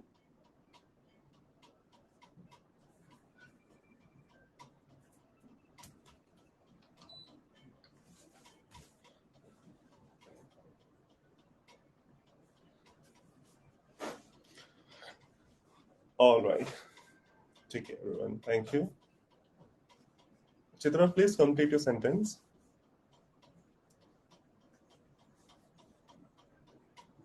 Oh, you didn't get the example.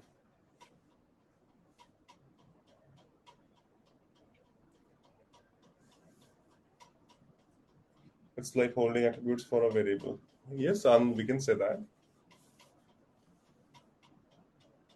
Or shall I share a simple example if you're not clear? If you're clear, we can proceed. If you're not clear, I can share another example, which is kind of simple. All right.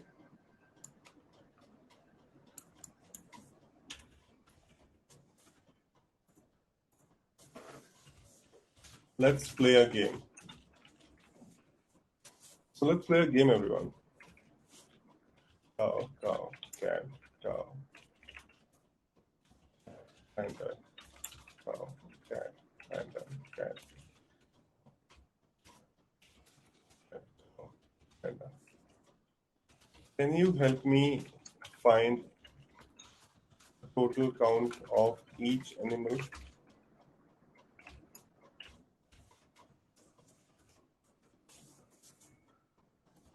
Shikhar, well, just give me a moment.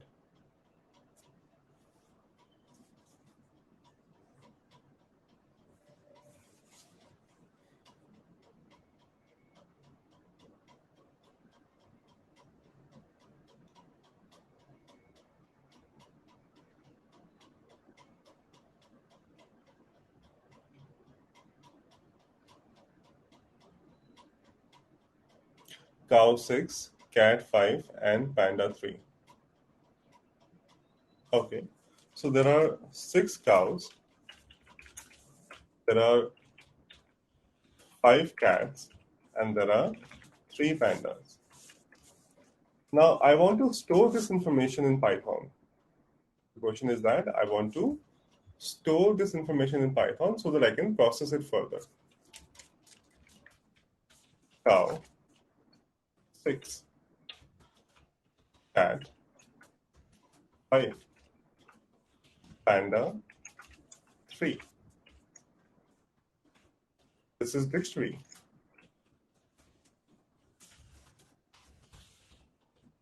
Now, if you observe in this game, we produced a data, and thanks to dictionary for helping me store and process further it in Python.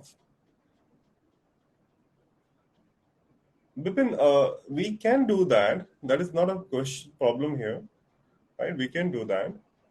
But the point here is that, the idea is not to solve a particular question, right? But to understand the data structure as a whole, as a general.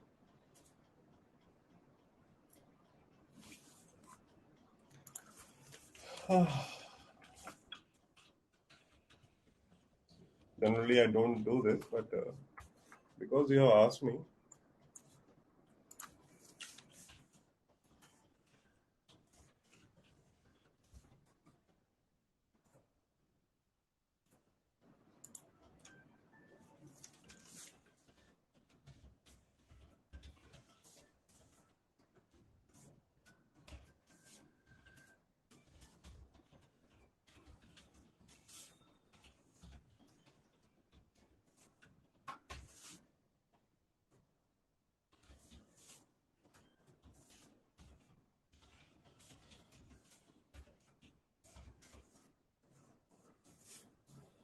C. Bipin. Now, is it the right answer?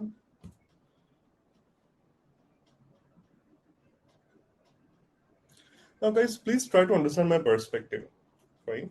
Please try to understand my perspective. I do not want to teach you how to do a particular thing, right? In my live session, I try to teach you techniques which can help you solve 1,000 problems. In my session, I do not focus on solving particular question because the idea here is not to tell you how to win Kargil. The idea is to tell you how to win every war you're going to fight. This is the perspective with which I'm delivering the session, everyone. Right. So for me, this question is useless. All right, guys. So can I confirm? Thank you, Krishna. So can I confirm, guys? Is the usage of dictionaries clear to all of you as per the real world context? Okay. Thank you. Thank you, everyone. Yeah, Bhavani, that's right. To store the keys and values here. Now, let us learn how to add a key value pair in a dictionary.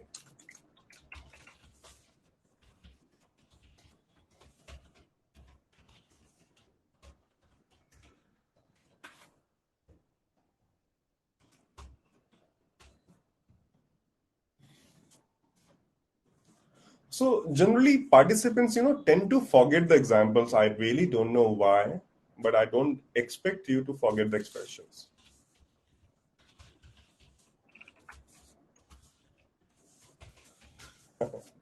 Look at the expression at line number 94.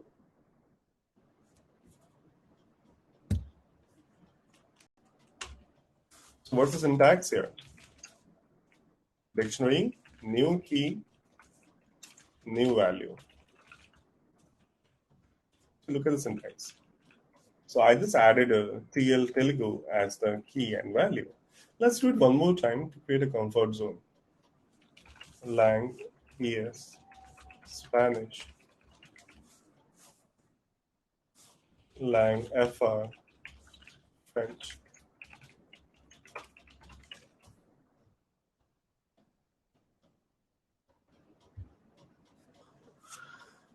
All right, everyone. So I'm hoping that you have closely noted and observed the expression to add a key value pair. You can see the expression line number 94, 96, 98. 94, 96, 98. So this is the grammatical code. This is the syntax of adding the key value pair in a dictionary, guys.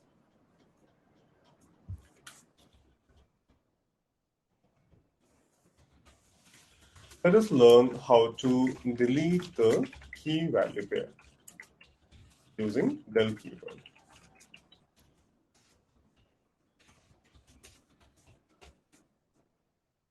Lang, del lang es. Can you figure out which key value pair got deleted? Yeah, the Spanish one. But did you observe the expression to delete the key value pair? Have you noted it carefully, properly? What is the expression? I'm talking about line number 101 or 101. Del, that's right. Del, the name of dictionary, and the key. So what's the syntax here? Very good. Thank you, Nilesh. Thank you, Deepak, for sharing the syntax. Del, the name of dictionary, and the key. That's right. Perfect. Perfect. Okay, so there's a question from Rajesh here. I would like to answer this question. Square bracket is used in two places. One, with list. Two, when working with indexes or keys in dictionary. Now, see, this is what I have observed, noted, and I have adapted myself to. So we have to adapt to it, Rajesh. Right?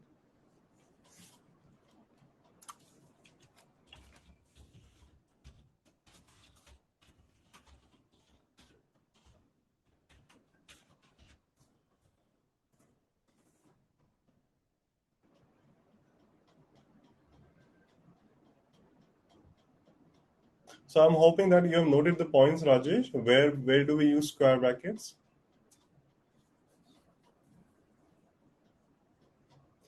Yeah, Manish, you are right. So in POP, we use brackets.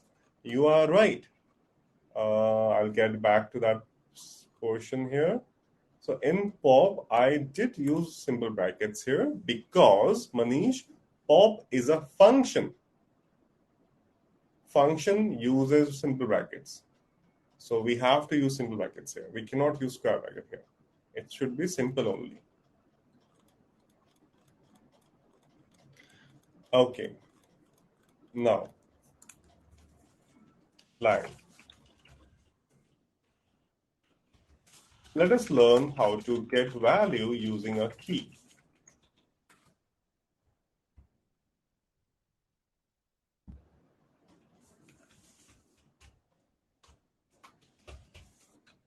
Lang hi Hindi. Lang.get hi Hindi. So here I would like to bring two methods of getting the value by specifying key. So there are two approaches to do this. There are two methods of doing this. One is you can use the square bracket expression. I'm talking about line number 104. Here, this one. I can use the square bracket grammar. Or I can use the get function of dictionary. Dictionary's function is get. In both the expressions, it says, give me the key and I'll give you the value. This is what is the thought process here. Give me the key, I'll give you the value. So I gave HI and I'm getting Hindi as the response. I gave HI again, I'm getting Hindi as the response. Now let us try to understand what is the difference in these two expressions, right? Let's try to understand what is the difference in these two expressions.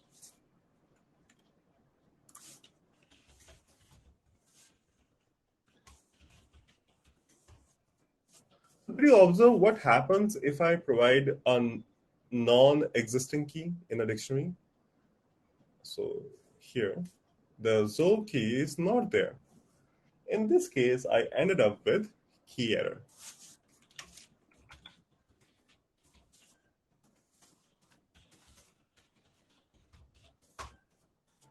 If you observe, when I use the same zo key with get function, I am not getting any error. So which one is error friendly here? Is it square bracket or get? Get is error friendly. So you don't get errors. You don't get errors when you provide a key that doesn't exist.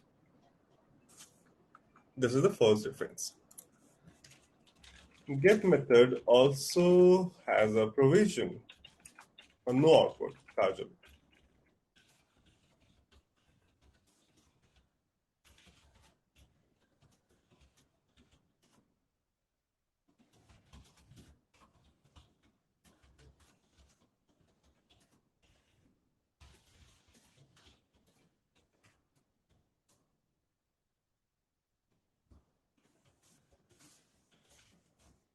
I'll explain this one.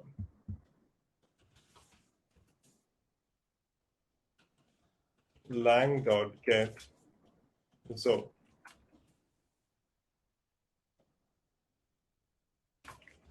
key not found.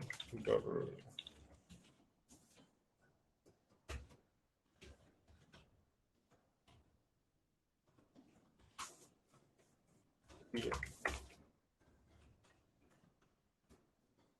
Okay. Can you observe what just happened here? Chitra, no, it doesn't delete the key. Because it's a function, Rajesh. The normal brackets in get is because it's a function. So we'll use normal only.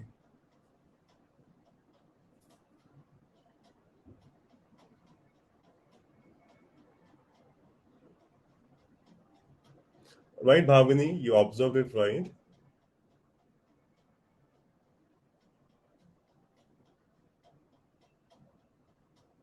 So if you provide a key which doesn't exist, in this case, get will return default value. But if you provide a key which exists, it will not return the default value. It will return the value of that key, which is English here in this case. So guys, are we able to appreciate get method here? Are we able to appreciate this one? Perfect. All right. Okay. All right, guys. Okay. Um, okay. Now, before I proceed further, right, I'm good with my content for today's session, everyone. And tomorrow we have one more session with me. You have one more session with me tomorrow. And tomorrow's session, I am going to, explain some more things about Python, everyone, which will not only enhance your knowledge about Python, but it will also help you add more expressions and logics into your knowledge bucket. So please make sure that you're joining my tomorrow's session, right? And we're going to have a roller coaster ride tomorrow, guys. It's going to be a roller coaster ride.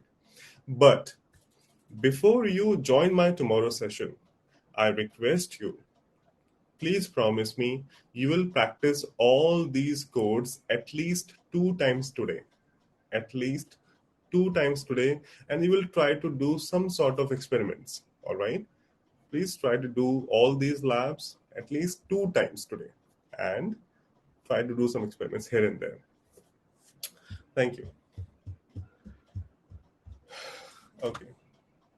And please try to understand, right? This is the last sentence which I'm saying here.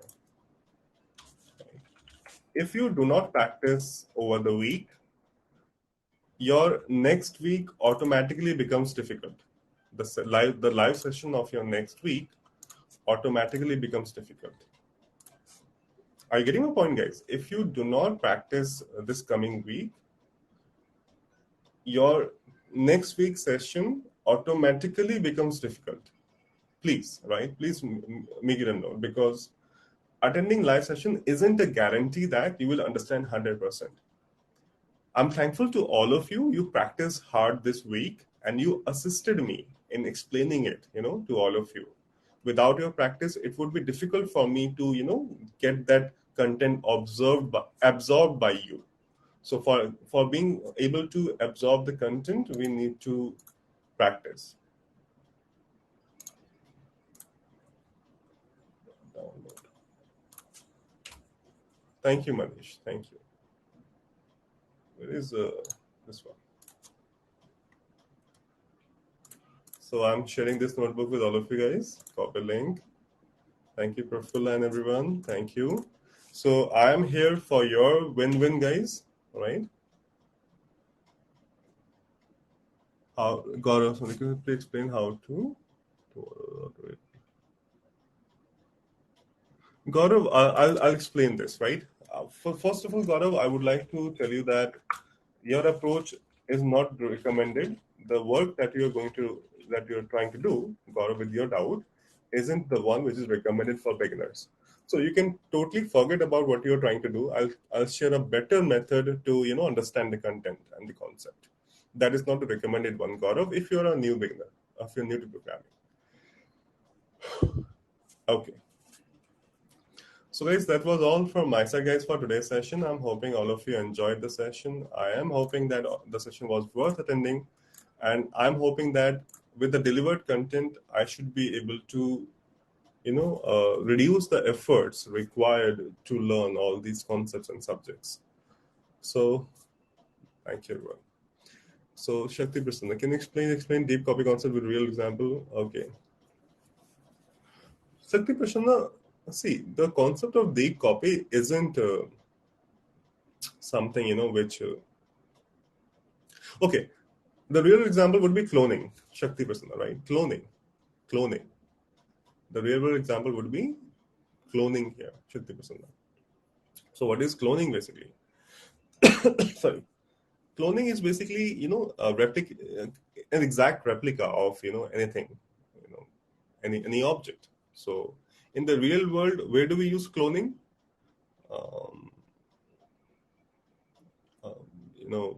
I think I can give you the example of virtual machines. Right? Virtual machines, we create clones. In Amazon, also in Amazon Web Services, we have cloning. So these are slightly technical examples. If you are new to programming, I suggest spend some time with codes, right? Let's create the foundation and then we can discuss again. Yeah. So, deep copy and shallow copy are list operations, actually, list concepts, right? There's something called list and, okay, we can take example of amoeba here, right? Shan Mugafria. We can take example of amoeba. Amoeba does cloning, right? A very historic example I've taken today. So that is a deep cloning, basically. When you create a replica of something, right? An exact replica. It can be a model. It can be, it can be any product. It can be anything. Oh, are you guys, Rajesh? If you wish, I can cover that, but you need to post this tomorrow as well, Rajesh. And I need good votes on this one, Rajesh. All right. So I'm happy to cover that, but please, post it tomorrow. You are right, Anand. Yeah. If you wish to learn loops, you can. So, guys, are you getting the polls? Because I don't see the attempts here. Are you getting the polls? Yes. Yeah. Have you submitted the polls? Oh, okay. Thank you, everyone. Thank you very much. Oh, the numbers are not increasing. Maybe a bug.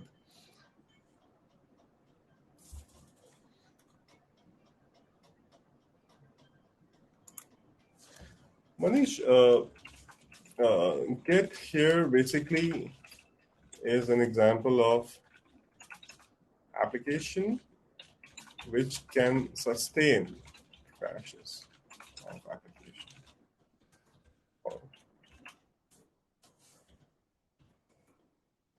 Manish.